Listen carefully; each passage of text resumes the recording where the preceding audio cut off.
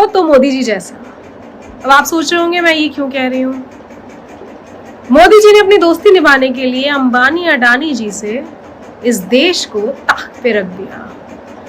इस देश पर लाखों अरबों रुपए का कर्जा हो गया, लेकिन अंबानी अडानी एशिया के तो कभी वर्ल्ड के सबसे पैसे वाले इंसान बनकर रह गए। देश भले ही कर्ज में डूब गया, लेकिन अंबानी अडानी कर्ज में नहीं, आज देश का नाम पूरे विश्व में रोशन कर रहे हैं। किसकी वजह से? मोदी जी की वजह से। मोदी जी ने देश जरूरी नहीं समझा, लेकिन अपनी दोस्ती जरूरी समझी। अपनी दोस्ती के लिए उन्होंने इस देश के महत्वपूर्ण सरकारी संस्थान बेचने में एक बार नहीं सोचा। रेल बेच दी, भेल बेच दी, LIC बेच दी, लेकिन अपने करीबी मित्र, अजीज मित्रों के संस्थान बिकने नहीं दिए। जियो का सिम पहले फ्री में मिला, फिर आज क्या रेट है आप सबको मालूम है। मोदी जी की दोस्ती वर्सेस राहुल गांधी जी का संघर्ष। राहुल गांधी जी का संघर्ष ऐसा रहा कि राहुल जी ने एक ऐसे परिवार में जन्म लेने के बावजूद देश के लिए अपने आप को समर्पित कर दिया। मैं देश का हूँ, मैं जनता का हूँ, हमेशा से अपने संबोधन में राहुल गांधी जी ने यही कहा है। सबसे पहले कन्याकुमारी से कश्मीर तक चले, फिर उसके बाद मणिपुर से महाराष्ट्र तक हजारों किलोमीटर चलकर इस देश की जनता का दुख समझा, दर्द समझा।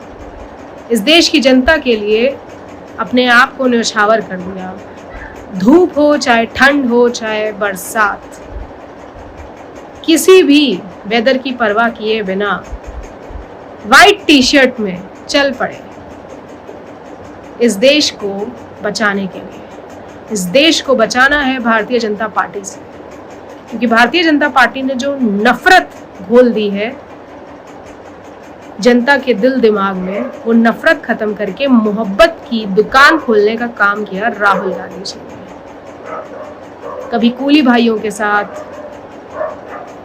कभी बार्बर भाइयों के साथ, तो कभी मैकेनिक के साथ, तो कभी सब्जी वालों के साथ, हर वर्ग के लोगों का दुख बांटा, दर्द समझा और कहा घबराइए नहीं, मैं हूं। जब आप किसी दुख में हो, किसी दर्द में हो, सामने वाला बस इतना ही कह देता है कि मैं हूं, एक अलग ही सपोर्ट, एक अलग ही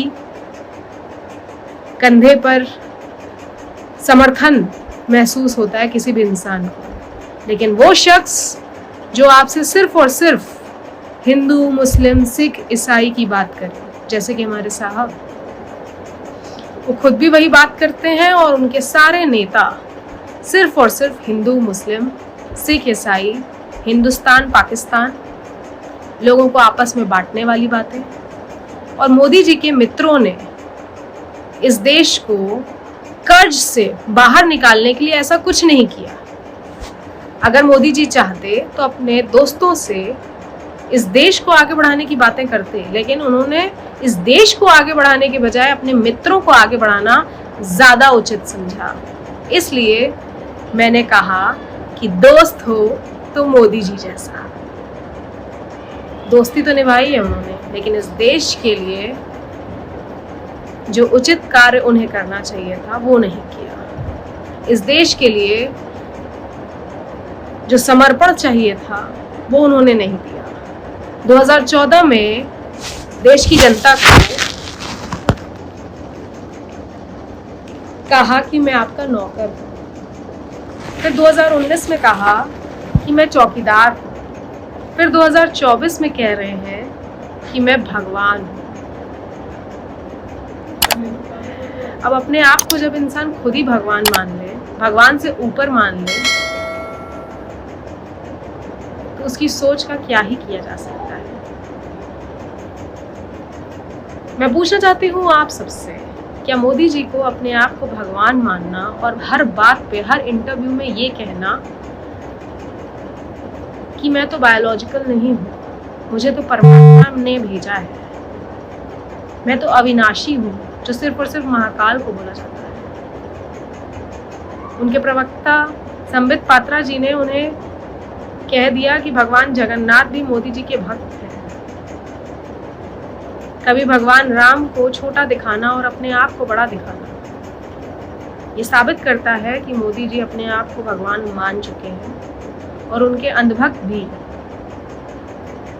एक अलग धर्म बनाने वाले हैं, जिसमें हिंदू, मुस्लिम, सिख, ईसाई से परे वो अपने आप को मोदी भक्त कह सकते हैं, मोदी पंथ कह सकते हैं, जो चाहे वो कह सकते हैं। लेकिन हिंदू धर्म को बदनाम करना, हिंदू धर्म की आस्था के साथ खिलवाड़ करना सरासर गलत है। मैं पूछना चाहती हूँ आप सबसे,